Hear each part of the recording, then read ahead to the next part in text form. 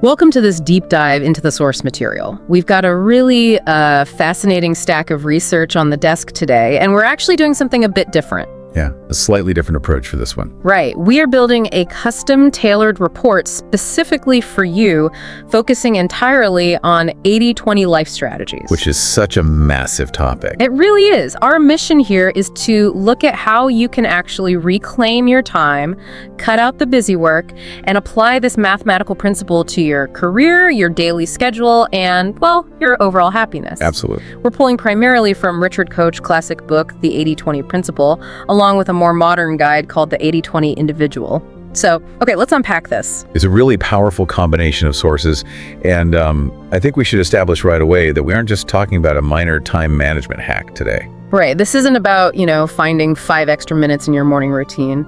Exactly. The ideas in these texts demand a complete paradigm shift in how we view the relationship between effort and reward. It requires abandoning the assumption that more work automatically equals more value. And that assumption is basically the defining feature of modern work culture.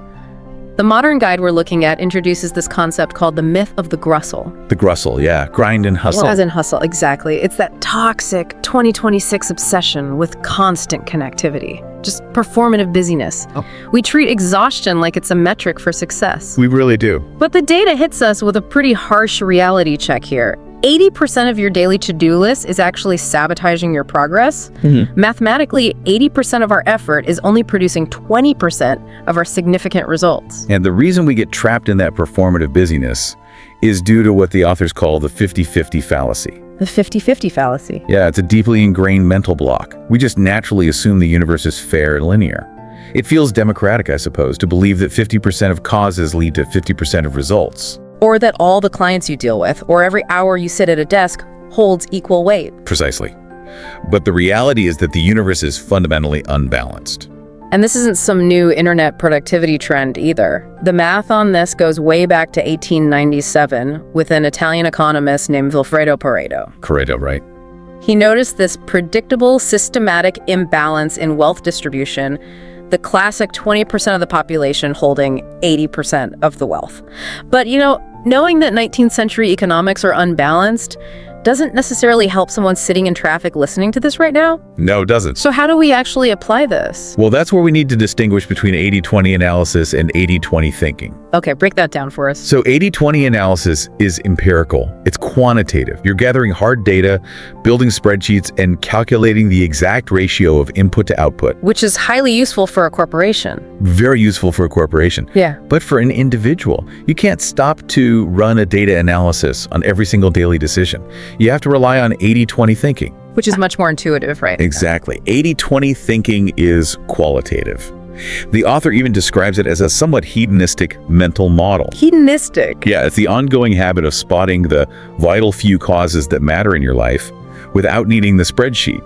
It's a philosophy of selectively focusing on what brings you the highest return, both in results and in actual joy. It's interesting to use the word hedonistic because it implies you actually have permission to enjoy your life rather than just grinding through it. Right. And when you look at how this thinking has shaped the modern world, the scale is pretty staggering. Let's talk about how this moved from personal philosophy to global economics. If we connect this to the bigger picture, we really have to look at the global quality revolution. This was spearheaded by a Romanian-born U.S. engineer named Joseph Juran. Joseph Juran. Yes, he was the one who actually coined the phrase the rule of the vital few back in 1951. He published a handbook arguing that in any manufacturing process, a tiny percentage of defects are responsible for the vast majority of quality issues. But the U.S. manufacturing sector basically ignored him at the time, didn't they? They completely brushed him off. Post-WWII, American industry was booming, so they didn't feel the need to hyper-optimize anything. They were just churning things out. Exactly. So in 1953, Juran took his ideas to Japan, and the Japanese manufacturing sector was highly receptive. Alongside W. Edwards Deming, they adopted 80-20, thinking aggressively. How did they implement it specifically? Instead of trying to fix every minor imperfection equally, they focused entirely on identifying and eliminating the 20% of defects that were causing 80% of the actual system failures. Identifying the vital few. Right. That singular focus revolutionized their manufacturing, creating goods of incredible reliability. And that completely shifted the global market. By the 1970s, you had Japanese motorcycles, electronics, and photocopiers dominating the US market. Which finally forced Western companies to adopt Duran's strategies. They had to, just to compete. But it's not just a manufacturing rule. The sources highlight an amazing example from the early days of the information age, too. Oh, the IBM operating code story. Yes, I love this one. So in 1963, IBM was analyzing their computers, and they found that a machine spends 80% of its time executing just 20% of its operating code. Which is a profound realization for software development. Totally profound. So instead of trying to optimize the entire system equally, IBM rewrote their software to make that specific 20% incredibly accessible and user-friendly. Right, they doubled down on the vital few commands. Exactly. That one application of the 80-20 rule allowed them to build machines that were faster and more efficient for the majority of everyday tasks, and they basically dominated the market because of it. What's fascinating here is how that principle exposes the hidden costs of complexity in any business. The hidden costs. Yeah, there's a brilliant example in the material regarding the Interface Corporation, which was a massive carpet supplier. They realized a very simple truth. 20% of a carpet receives 80% of the wear and tear. Oh, because of hallways and walking paths? Exactly. But usually, a business will replace an entire floor of expensive carpeting when 80% of it is actually in perfect condition. So they changed their entire business model based on that wear pattern.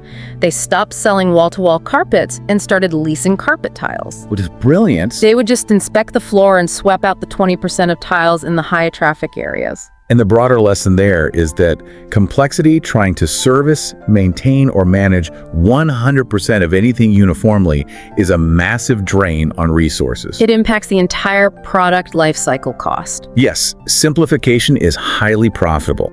Most of the activity in any organization is just badly directed waste.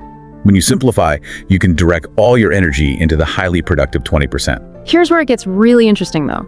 Because this isn't just a clever business strategy or a software quirk. The sources tie the 80-20 principle directly to chaos theory.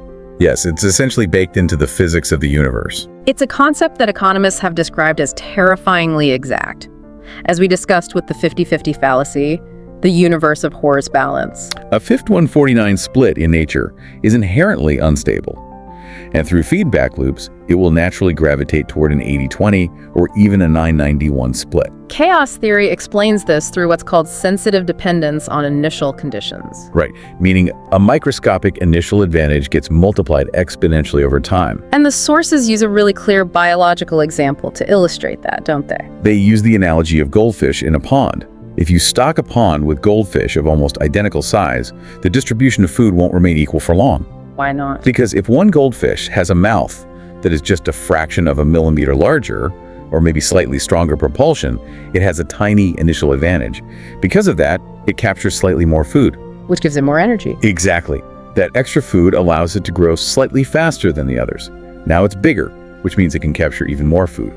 That positive feedback loop accelerates until that one fish is disproportionately massive, dominating the resources. So equality in a dynamic system naturally ends in dominance. It does. It explains so much about wealth consolidation. Riches beget riches. But it also dictates culture. Look at the movie industry stat from the material. Out of 300 movies released over an 18-month period, just 4 of those movies earned 80% of the total box office revenues. 4 out of 300. 4. That's 1.3%. It's essentially an 801 rule. And that 801 rule is pure chaos theory in action. Movie audiences behave like gas particles in random motion. It relies entirely on word of mouth. The feedback loop. Right. The reaction of the very first audience creates a feedback loop that dictates the size of the next audience. A tiny initial advantage in cultural buzz creates a tipping point, and an ordinary movie suddenly explodes into a massive global hit, while the other 296 films quietly disappear. It's wild to think about, but let's bring this down to earth for you, the person listening right now. We see how it works for IBM, Japanese manufacturing, and Hollywood. How do you apply this to your own career to become a high-output individual? Because the advice in the source material completely flips traditional work ethic on its head. It really does. So to understand the career application, we have to look at the von Manstein matrix. This is a conceptual framework that categorizes workers into 4 distinct types based on 2 variables, their intelligence and their propensity for hard work. I always find this matrix a bit shocking because it challenges everything we're taught in school. How does it break down the workforce? First, you have the hardworking and stupid. The matrix advises getting rid of these individuals immediately because they eagerly create complex, irrelevant, busy work for everyone around them. Yikes. Okay, who's next? Second, you have the lazy and stupid. Generally, you leave them alone. They aren't achieving much, but they also aren't doing any active harm to the system. Fair enough. Third, you have the hardworking and intelligent. These people make excellent staff officers. They ensure the trains run on time, every detail is managed, and the day-to-day operations survive. But they aren't the stars of the organization. Which brings us to the 4th category, which sounds like an oxymoron, the lazy and intelligent. The lazy and intelligent are the stars. They're the ones suited for the highest leadership roles. It sounds entirely counterintuitive until you unpack the psychology. Exactly. If you are highly intelligent but inherently lazy, you have absolutely zero tolerance for busy work. You will naturally seek out the absolute simplest, most efficient 80-20 path to achieve a massive result with the least amount of effort possible. You ignore the trivial many and focus solely on the vital few levers that actually move the needle. The book calls out a few patron saints of productive laziness to prove this isn't just a theory. It mentions Ronald Reagan. And just being completely clear, we aren't endorsing any political viewpoints here, just imparting the examples provided in the text. Of course. The source notes that regardless of your politics, he achieved massive conventional success and the presidency with a famously minimal amount of conventional effort. He just focused intensely on a few key communication strengths and delegated the rest.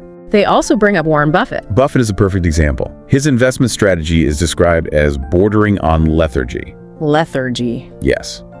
He doesn't trade frantically. He doesn't obsess over daily market fluctuations. He makes a very small number of highly selective choices and lets the feedback loops of compound interest do the heavy lifting. But if you're not Warren Buffett and you have a boss and a pile of responsibilities, how do you actively practice productive laziness? You leverage automation and time arbitrage. Time arbitrage, what does that look like practically? Time arbitrage essentially means recognizing that your cognitive energy has a high value and you shouldn't spend it on low-value tasks. You use modern AI tools and automated workflows to handle the 80% of your job that is administrative. Which AI tools are best for automating the 80%? The sources don't prescribe specific software since tools change constantly, but the principle is to use whatever automates sorting emails, drafting basic responses, or scheduling. You batch your secondary responsibilities into small, contained time frames so they don't fracture your focus. And you use outside contractors or software for absolutely everything outside your unique core skill. Right. You focus your energy only on the 20% where you add 5 times more value than anyone else. So what does this all mean for your actual schedule? If you're listening to this and looking at a packed calendar for the week, how do you start auditing your life right now? You start by applying the inverse Pareto rule. The inverse Pareto rule. Yes. The goal of an audit isn't just to figure out what's working, it's to relentlessly identify the trivial many, that 80% of tasks, meetings, and obligations that drain your energy but provide almost no return on investment. The core mindset shift is that you have to stop trying to manage time. Time is actually abundant. What you must fiercely protect is your cognitive energy. And the mechanism for protecting that energy is the zero-based calendar. I think this is one of the most actionable takeaways from the sources. What does a zero-based calendar audit actually look like? A zero-based calendar means you do not accept your current schedule as the default setting. You start with a blank slate. Completely blank. Completely. Every single recurring commitment, every weekly catch-up meeting, every volunteer obligation must actively justify its right to exist on your calendar based on recent data. If an activity is not directly moving the needle on your highest goals, it doesn't make it back onto the calendar. It's ruthless. Yeah. It means looking at that Wednesday status meeting you've attended for 2 years and saying, this doesn't produce results. I'm not going. It requires overcoming a significant psychological hurdle. You have to get comfortable saying no to perfectly good opportunities so that you preserve the cognitive space to say yes to the few truly great ones. And you can't just do a zero-based calendar once and assume you're fixed. Living as an 80-20 individual requires a weekly review process. Every week. Every single week, you have to look at the upcoming schedule and ensure you are still focused on the vital few levers, because as your life and career evolve, the busy work will naturally try to creep back in. That constant vigilance is essential. This raises an important question, though, which is the ultimate application of the 80-20 principle. It's not just a tool for professional efficiency, it's a framework for your overall life. The sources break this down into two distinct dimensions. Let's get into those two dimensions, because this is where the math turns into actual life advice. The first is the efficiency dimension. This covers all the things we don't necessarily care about, but are obligated to do: administrative chores, paying taxes, basic maintenance. It's stuff we just have to get through. Exactly.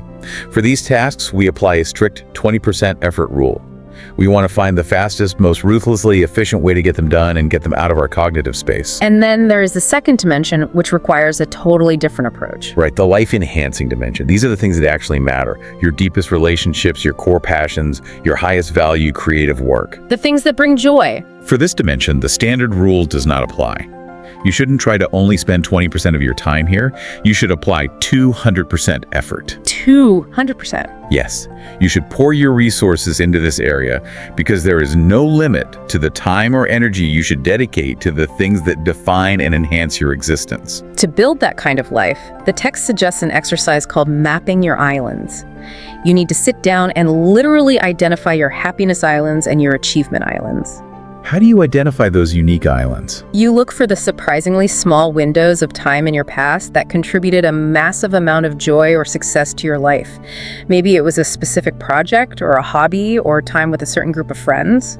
Once you isolate what those islands are, you can engineer your life to multiply them. But equally important is identifying your achievement desert islands. The desert islands, how can I identify those? The desert islands are that massive 80% chunk of your time that historically yielded almost no value, or worse, actively made you unhappy. You identify them specifically so you can systematically abandon them. And to actively build those happiness islands on a daily basis, the sources outline 7 daily habits. It frames happiness not as an accidental mood, but as a strategic choice you make. Exactly. Happiness requires infrastructure. The 7 habits are designed to provide that. They include physical exercise, which acts as a foundational biological reset. Mental stimulation outside of your normal routine. Dedicated spiritual or meditation time. I notice one of the habits is taking a dedicated pleasure break with a friend, which sounds fantastic, but I imagine it's the first thing people cut when they feel overwhelmed by that performative gristle we talked about earlier. It is, which is why it must be scheduled as a non-negotiable part of the life-enhancing dimension. What are the rest of the habits? The other habits include doing a good turn or act of kindness, deliberately giving yourself a daily treat, and finally, ending the day by actively congratulating yourself for maintaining these habits. It sounds incredibly simple, but if you actually commit to that infrastructure daily, it forces your focus entirely onto the vital few things that make you feel alive. It really does. And that really brings us to the core realization of this entire exploration. Time is not in short supply. We are not running out of time. We are actually awash in it. We just waste 80% of it on things that absolutely do not matter. We do. The sources quote George Bernard Shaw, who said that all progress depends on the unreasonable man. To implement this, you have to become a slightly unreasonable person. You have to refuse the 50-50 fallacy. If you apply true 80-20 thinking, you can legitimately work less, achieve significantly more, and actually enjoy the process. It is a profound shift in perspective, and I want to leave you with a final thought to mull over as you look at your own schedule today. It builds on everything we've covered, from chaos theory to the von Manstein matrix. Let's hear it. If the 80-20 rule dictates that you are already uniquely programmed by nature to do a few specific things exceptionally well, what if your biggest failure in life isn't that you aren't working hard enough? Okay. What if your biggest failure is that you are currently putting 100% of your massive effort into the wrong race entirely? Wow, that is a brilliant question to end on. Are you running the wrong race? Thank you so much for joining us for this deep dive into the source material. We hope this tailored report helps you audit your calendar and rethink your daily routine. Take some time today to map out those happiness islands, protect your cognitive energy, and go be beautifully, productively unreasonable. We'll see you next time.